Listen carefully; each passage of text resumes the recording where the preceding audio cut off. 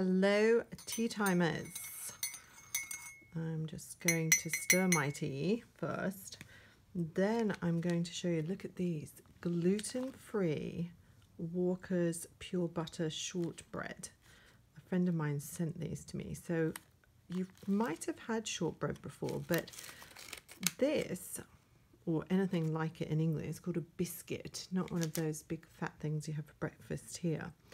You would call this a cookie.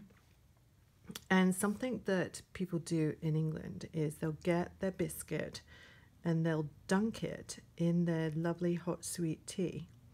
Now, there's a certain amount of time that you can dunk this for before that falls off into your tea or falls off in your mouth or before it gets to your mouth. So see if you can find some cookies or biscuits, like the harder ones are better, and have some fun trying to see how long you can soak that in hot sweet tea before it drops off in the tea. But if you get it at exactly the right time, you bite into this still slightly crispy but soaked with yummy hot sweet tea in that lovely biscuit. I'm just going to pop this to the side. Don't want to get any more distracted by yumminess there.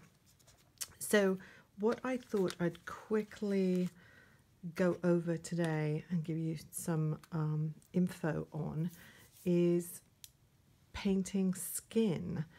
And it's probably one of those mythological type things you're like, oh my goodness, how on earth would I ever paint skin?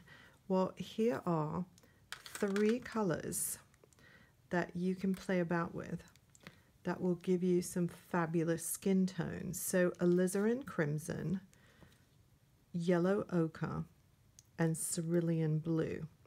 So if you take, I'm just getting, first of all, take a small square of watercolor paper, because working with a large piece, even if you're playing about and practicing, is intimidating for anybody.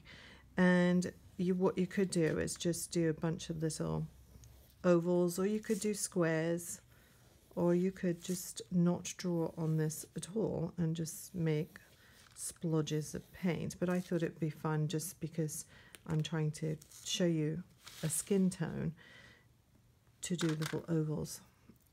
Now my alizarin crimson is dry as can be. I probably should have softened it up a bit before I did anything with my camera. So I'm going to just try and soften that without killing the point of my brush. I'm just putting it in with some water and just twisting it around a bit.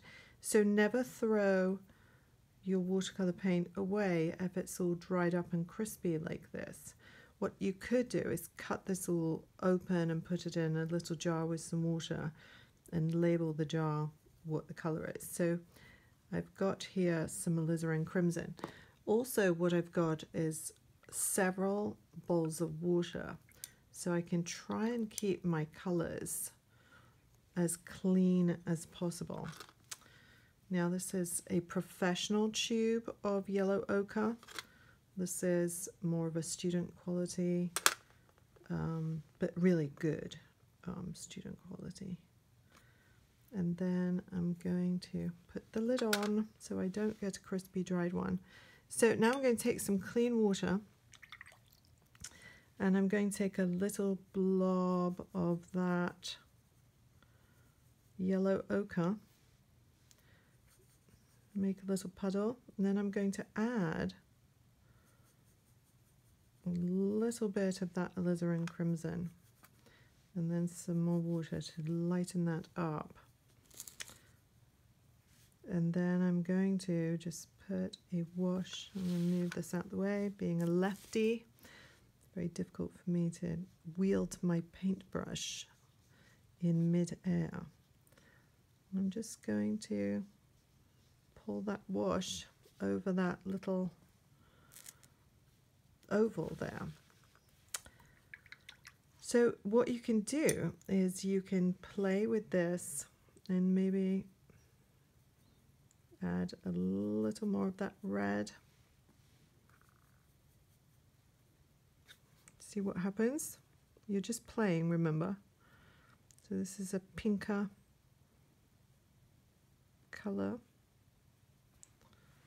Just let that dry. And then I'm going to show you what happens when we add a little cerulean blue. Get my top off. Okay. Whew. I'll pop this over here because it's oozing out. Put a tiny bit. Now cerulean blue is one of my favorite sky colors. Oh my goodness. Absolutely stunning sky color. Okay, so let me show you here. Okay.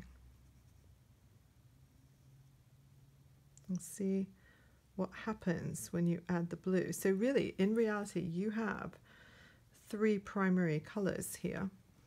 And look what you have there. 3 different tones already.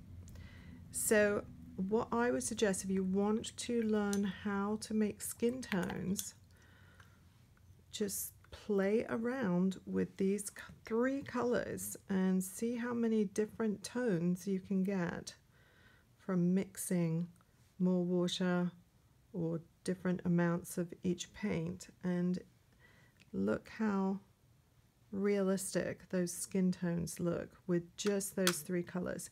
So have fun with that, and I hope you find some biscuits to try some dunking, and have a fun week, and I will see you next week for more tea time.